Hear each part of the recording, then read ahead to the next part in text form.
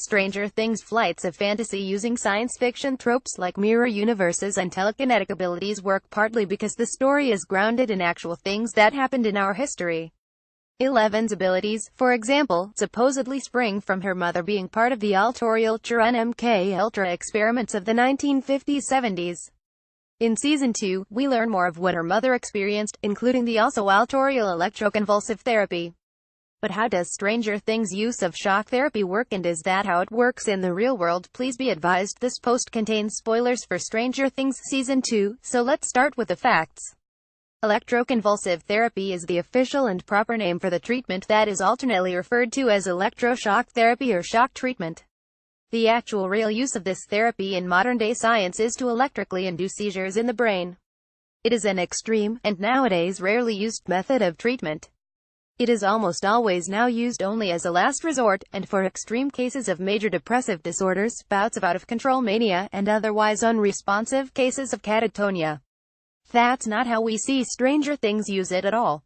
In fact, what we see is the doctors at Hawkins' lab, specifically Dr. Brenner, use it to induce catatonia. Netflix fan 11 finally discovered the truth about her mother. I think many of us were hoping her homecoming would be a happy one. We hope that 11 walking into the house after all these years of waiting might be enough to snap Terry out of her stupor, and recognize and acknowledge her long-lost daughter.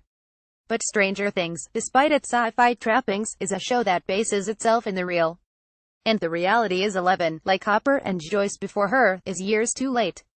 Terry retreated into her own mind 6 years ago now, and nothing is bringing her back out. Last year, most thought Terry's story to be a warning to Joyce and Hopper how to lose yourself to grief and never come back after your child is taken from you. This was what Hopper feared would be him after Sarah died. This is what Joyce feared becoming if Will never came back. Gafika. Instead, this season we learn it was nothing like that. Terry can communicate with 11 via telekinesis. And her story is horrifying. Her catatonic state was one that was induced after she finally broke, after all those years of trying to get her little girl back, and took a gun to Hawkins' lab.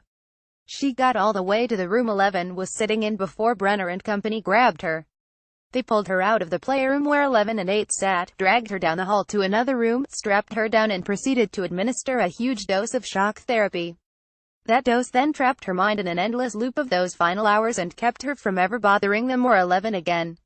One assumes Hawkins' minions quietly drove her home, installed her in that chair in front of the TV, and left her there for Sister Becky to come home and discover.